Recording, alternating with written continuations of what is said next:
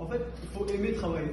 Bon, c'est vrai que... Non, pas forcément. Il faut être organisé en fait. Faut pas s'y prendre dans la dernière minute. Faut pas laisser tout traîner. Faut pas réviser la veille d'un contrôle. Et ça, vraiment, on s'en rend compte à l'université. Parce que là, par exemple, je vous parle de notre cas. On a, je pense, 6 examens la semaine prochaine, 7 examens la semaine prochaine. Et vraiment, on peut pas. On s'y prend une semaine à l'avance. Et déjà, c'est trop tard. Et eux, ils se plaignent quand ils ont 5 contrôles par semaine. Si on bosse pas dès le début, on est foutu. Voilà, ils pleurnichent, mais madame, on a maths, français, physique, art plastique, je sais pas quoi. Alors que faire 7 contrôles par semaine, c'est normal. Vous comprenez? C'est tout à fait normal. Déjà, est-ce que vous travaillez tous les jours? Si vous travaillez tous les Pas jours. forcément, parce que moi, je travaille pas du tout tous les jours. Et là, si je travaille pas un jour, pour le lendemain, je suis foutu. Donc moi, ce que je peux vous conseiller, c'est que vous avez tellement de temps libre, et ça, je suis sûr. Ouais. Vous avez des emplois du temps, ça va. Je pense. Non, mais vous êtes encore en vacances en ce moment. Je vous assure, là, vous êtes en vacances. Vous allez voir à l'université comment ça va être. Je parle du travail de maison. Bah oui, vous êtes à l'école. Qu'est-ce que tu veux? Tu vas aller traîner chez Salem et prendre une glace? Bah ouais. Nous, si on finit à 5 heures, Vous savez, nous on finit à 5 heures, on arrive chez nous à 6 heures. Parce que c'est très loin. On n'a pas le temps de faire une pause, 30 minutes. Bon, déjà. niveau emploi du temps, quand même, l'université, ça, c'est un des avantages. S'il y a beaucoup de cours, vous n'avez pas sport, par exemple, ce qui est art plastique, musique, vous n'allez pas avoir ça. Oui, mais même au lycée, déjà, on n'a plus ça. On n'a plus art plastique, on n'a plus musique. Ouais, au lycée aussi. Ouais.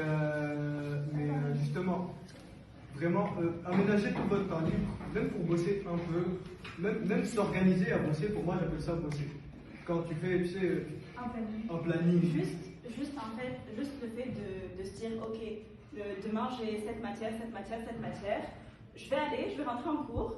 Je ne vais pas connaître par cœur mon cours, mais je vais savoir de quoi ça parle. C'est-à-dire que quand tu vas rentrer en cours, tu vas être capable de suivre la professeure, tu vas être capable de lui poser des questions, par exemple, si tu n'as pas très bien compris un point au dernier cours. Et ça, je vous promets qu'après, quand vous allez avoir beaucoup de contrôle, ça va à fond vous aider. Vraiment.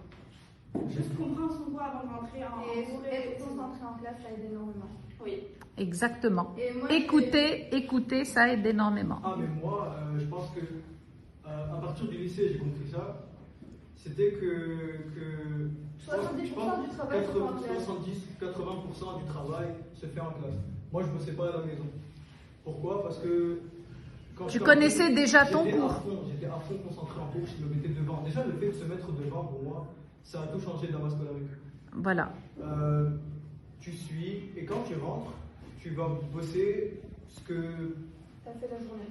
ce que tu as fait, ouais, mais tu as tellement de facilité à bosser ce que tu as fait dans la journée quand tu as déjà tout retenu pendant le cours. C'est que des facilités, c'est du temps gagné.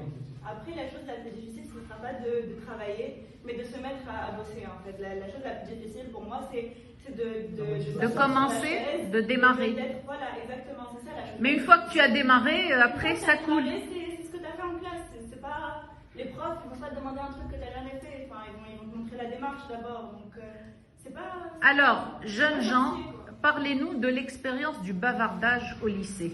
Moi, j'avais une remarque par rapport au français. Oui, dis-moi, Quand Aziza. j'écoutais pas vraiment ma prof par rapport aux figures de style et en première, j'ai vraiment regretté. Ah ouais. Donc, j'ai quelque chose à vous dire. Suivez à fond la méthode du commentaire, de la dissert. Apprenez vos figures de style parce que si vous les connaissez pas, en seconde, en première, Mais tout est important, tout est important. Le fait de savoir que le est un article, c'est important. Le fait de savoir le premier groupe, deuxième groupe, etc., tout est important. Parce qu'en première, je vais vous dire les enfants, en première, vous allez tout analyser en fait. voilà, vous aurez besoin de tout ce que vous avez fait depuis l'école primaire jusqu'au lycée. Plus vous travaillez maintenant, moins vous aurez à travailler après. Alors, le bavardage, dites-nous l'expérience du bavardage au collège. Qu'est-ce que vous pouvez dire à cette classe qui est particulièrement bavarde et agitée? À la fac, vous n'avez plus le choix. Il n'y a pas de bavardage. T'entends les mouches voler à la fac. Genre vraiment, si le prof parle et que tu rates une information, tu peux plus suivre le cours. Enfin, Ben voilà. Et tu trouves le tableau il est déjà. Parce que le prof à la fac, il ne dicte pas. Hein. Non, Il dicte pas. À la limite, il n'écrit pas au tableau. Non, on prend des notes. Voilà. Il ne nous demande plus de nous taire à la fac. C'est juste que En fait, En fait, si vous suivez, Voilà. c'est bien. Si vous suivez pas, il s'en fout. Il continue son cours. Exactement. Il continue son cours, il le On est finit. livré à nous-mêmes. Vous allez aller passer le contrôle, il va vous dire on l'a fait en classe. Toi, tu le sais ou tu le sais pas, il va dire on l'a fait en classe, je l'ai dit et tout. Et tu peux avoir un 0, il s'en fiche. Et parfois il te dit même pas on l'a fait en classe, il te parle pas, il te met le 0, après il s'en fiche. Ah oui, c'est vrai. Voilà. Et à la fac aussi, vous allez devoir prendre beaucoup de notes.